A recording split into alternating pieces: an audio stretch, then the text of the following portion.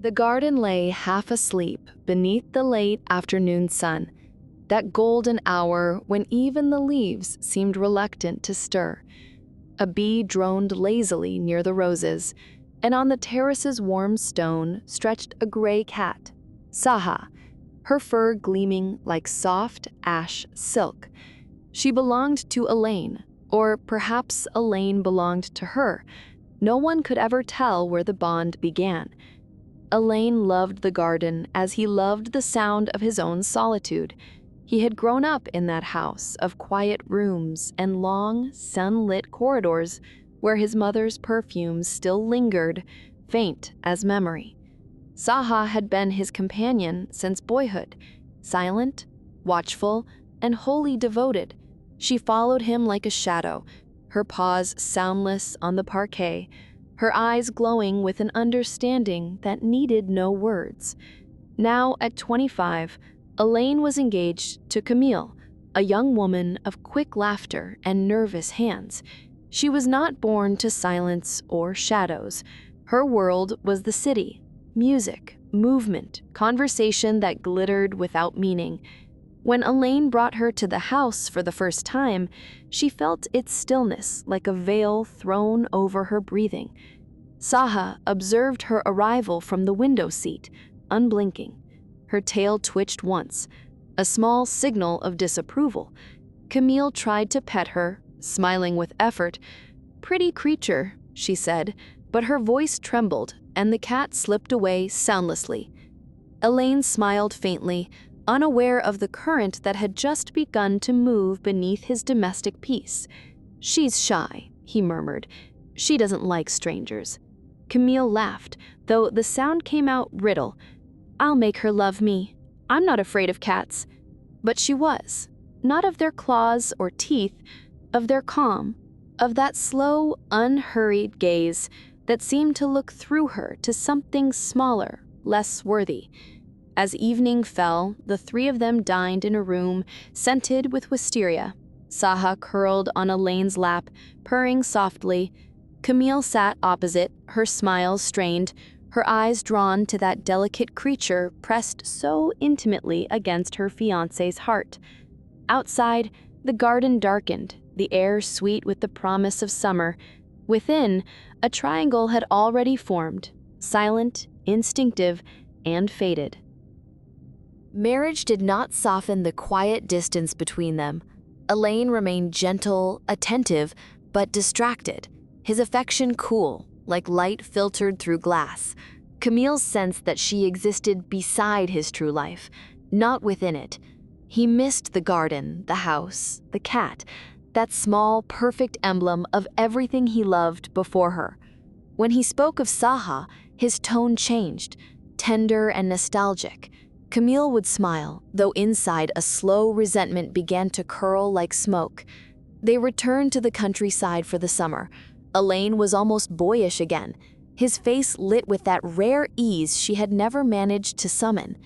As the carriage turned into the familiar avenue of chestnut trees, Camille's heart tightened. He was already home. Saha awaited them on the stone steps, regal as a queen who tolerates no interruption.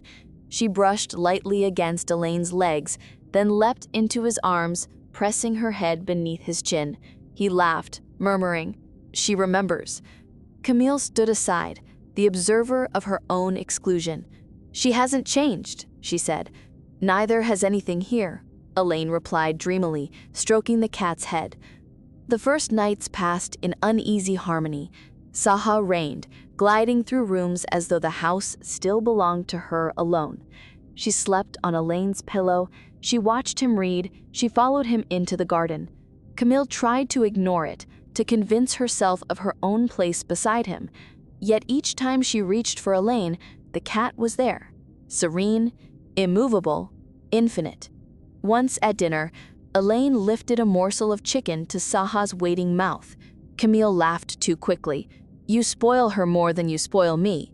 She's been with me longer," he simply said. It was the kind of truth that hurts because it carries no malice. Camille lowered her eyes to her plate, her appetite gone. That night, as the rain murmured outside, She woke to find Saha curled between them. The cat's steady purr filled the darkness, a sound like contentment or victory. Camille turned to the wall and pressed her lips together to keep from weeping. It happened one heavy afternoon, when the air felt thick enough to bruise. The garden shimmered beneath a storm-colored sky. Camille had been alone most of the day, her thoughts circling restlessly like trapped birds. When she entered the library, Elaine sat with Saha in his lap, stroking her absently as he read. Something inside her broke. "Do you see her as your wife now?" she demanded. "You look at her as if she were your soul." Elaine started, bewildered. "Camille, you're being absurd." "Absurd? You spend more tenderness on that animal than you've ever shown me." The cat raised her head, untroubled, her green eyes calm as mirrors. Camille's breath came sharp. "She loves her. You love her more than you love me." Elaine frowned, but he did not answer. His silence was the final cruelty. Camille moved before she could think, seized Saha roughly from his arms. The cat yowled, twisting, claws flashing. Elaine shouted her name, but too late. A streak of gray fur, a hiss, a cry, and then silence. Camille stood trembling, her wrist scratched and bleeding. Saha vanished through the open door, her body a blur against the garden's pale light. "You frightened her." Elaine's voice was hoarse, shaking. "What have you done?" "She's just a cat," Camille cried. But even as she said it, she felt the hollowness of her words. Elaine turned on her then, his eyes colder than she had ever seen. "She's part of me. You've wounded both of us." The storm broke outside, rain slashing the windows, thunder echoing through the old rooms. Camille fled upstairs, choking on her sobs. Below, she could hear Elaine calling Saha's name into the storm, again and again, until his voice dissolved into the sound of rain. And for the first time, Camille understood. She had not lost to a cat, but to something larger, a purity she could never touch. For 2 days, the house held its breath. The rain stopped, leaving the world washed and silent. Saha did not return. Elaine searched every hedge, every hollowed tree, calling softly until his voice went raw. Camille followed him at a distance, sick with remorse, yet unable to speak. When he returned each evening, drenched and exhausted, she waited for some word, some forgiveness. None came. "She'll come back," she whispered once. He looked at her, and she saw that his eyes no longer belonged to her. "If she wants to, if I deserve it." On the third evening, as twilight bled into blue, a faint cry sounded from the terrace. Elaine ran. Saha stood there, limping slightly, her fur clotted with leaves, her dignity intact. She walked to him slowly, as though granting pardon. He knelt, whispering her name again and again, his face buried in her fur. Camille watched from the doorway. The sight pierced her with something colder than jealousy, the knowledge that this reunion was sacred, and she was profane in its presence. That night, Elaine carried Saha to his room, tending her wounds with a gentleness Camille had never known. She heard their silence through the wall, the sound of a world from which she was banished. Days passed. Saha healed. Elaine's tenderness did not. Between him and Camille stretched an invisible gulf, too deep to cross.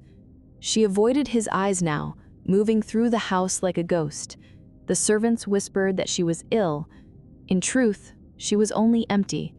Sometimes she saw Saha on the windowsill, sunlight rippling across her silver fur. The cat no longer looked at her with hostility, only indifference. And that, Camille thought, bitterly, was worse. She had not been defeated by hatred, but by serenity, that ancient power belonging only to creatures who need nothing. Autumn descended with its slow, merciful dimming of light. The garden yellowed, the air turned sharp with the scent of fallen apples. Elaine and Camille lived as polite strangers, a shared house divided by silence. Saha, fully recovered, roamed freely again. her presence both comfort and condemnation. Elaine spoke to her softly, as if to the last living fragment of something he could still trust. Camille listened from afar, her heart aching with a longing that had turned to clarity. She saw now that Elaine's love for the cat was not a rival to her own, but its impossibility, his devotion to what was wordless, pure, and unchangeable. The cat was his sanctuary from all that was human. One morning, Camille stood at the garden gate, suitcase in hand. The carriage waited on the road. Elaine joined her, his face pale, his expression kind but remote. "You're leaving," he said quietly. "Yes." He hesitated, as though searching for something to offer, apology, plea, understanding. Finding none, he simply nodded. Saha appeared then, stepping from the shadows. She wound once around Elaine's legs, then looked up at Camille.